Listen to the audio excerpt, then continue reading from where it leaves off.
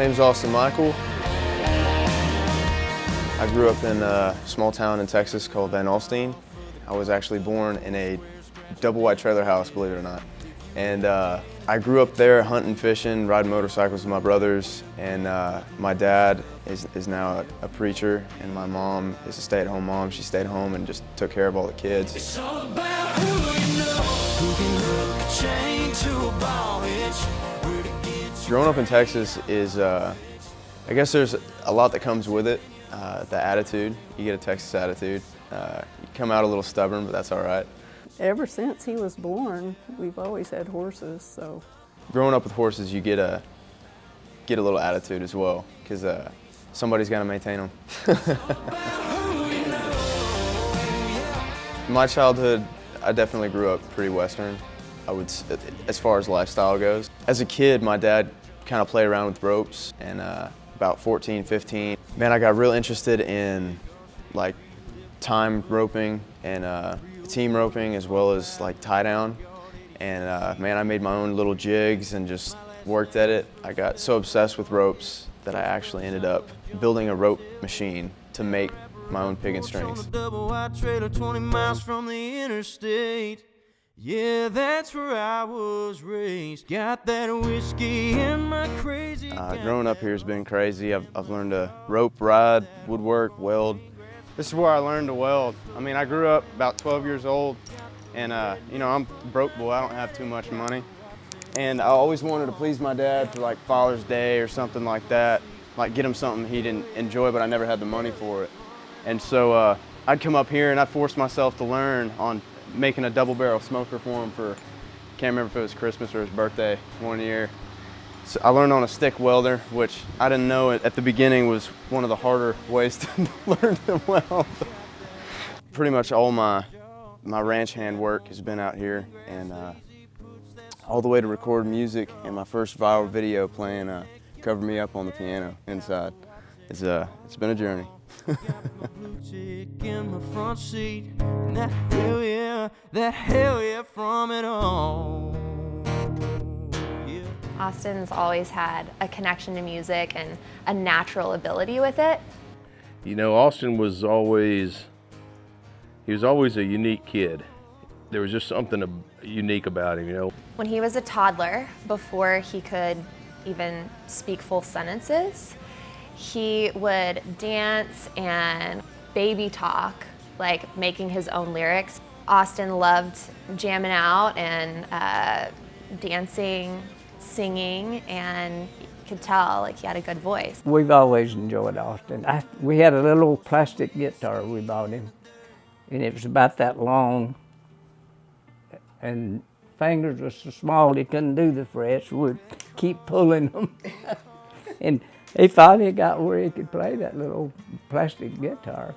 I really just play guitar and sang, kind of more of a party trick for me. So I was always listening to music, but I was a little bit obsessed with Justin Bieber's music. I got into JB, and just his vocal ability really sparked my interest growing up. And again, I didn't think anything serious about it. I just got obsessed with how he was able to manipulate his vocals to do certain runs like that. And I would go home and I would listen to the song and I would slow it down and I would try to hit that exact run. And so I guess what really started my ability was Justin Bieber, essentially. Some whiskey in the dirt. Say goodbye, don't cry, don't hurt. Pour some whiskey in the dirt. But I would say my mom would listen to a lot of like hip hop, and as much pop influence I had growing up from my mom, I had equally amount of country, just from the lifestyle, but my dad was a big Johnny Cash fan. Pretty much listened to one song on repeat, and that was Ring of Fire. And I learned to love it, man. And Johnny Cash, Merle Haggard, Willie Nelson quickly became some of my biggest influences in the industry. Whiskey in the dirt. Say goodbye, don't cry, don't hurt. Pour some whiskey in the dirt. My sister always was my biggest fan. She called me Alstyne Bieber, you know. So she thought I had a gift. She saw it before just about anybody did. Man, she just kept pushing me. Eventually, she ended up pushing me to record myself singing, and I posted it online, and she shared it to her friends, and her friends shared it to their friends, and some sent it to American Idol, and they got back to me and asked me to be on the show. Got 7 days to make his world. Mine only took one girl. When American Idol approached me, man, it was really a shock because I knew half of 3 songs on guitar. Like, I was greener than grass going into it. When they did, I still didn't really think it was something that I was gonna pursue. It definitely wasn't a passion at the time. It was just an opportunity, and I thought it would be a cool story to tell my grandkids one day. Man, I didn't even know what to pack. The first thing I packed was a rope, because that's just what I enjoyed doing, man. That was who I was. And when we get up there, he's unpacking and he pulls out his rope. I put my suitcase on the bed and unzip it. First thing I pull out is a rope, right? My dad's like, Austin, what in the world did you bring a rope for? I'll never forget, he looks at me and he goes, Dad, you never know when you're gonna need a rope. And he still makes fun of me to this day, but it's all right. I said, touche, all right, okay. So you never know when you might need a rope. Well, of course, the rest is history. He's on American Idol with Katy Perry, and she asked him if he's really country or is that just a hat? And he says, no, I'm really country. And she asked if he can rope. Well, you guys know the story. My favorite part of the whole experience had to be getting on top of Luke Bryan's shoulders and roping Katy Perry. That's definitely a highlight from the show. I'm just sitting there shaking my head because it's just him. That's just, he did it, we certainly didn't plan it. To make his world, mine only took one girl. Throughout the whole American Idol experience, it was a great time. I learned a lot. And even getting out of that whole deal, I didn't think that this is what I was going to do yet. I really thought that I was going to stick to either construction or rodeo or something.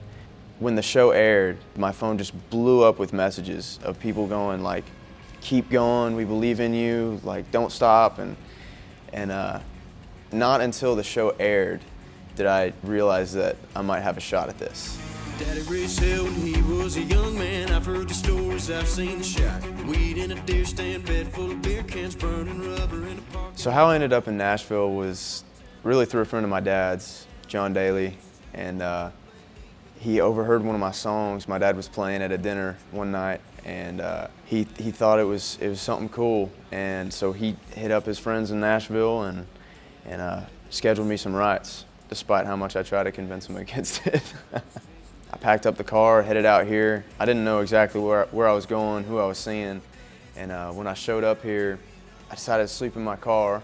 He's gonna sleep in his car, and I'm like, Austin, why are you sleeping in your car? Because rates for hotels and Airbnbs are too high out here, and I don't mind roughing it now and then.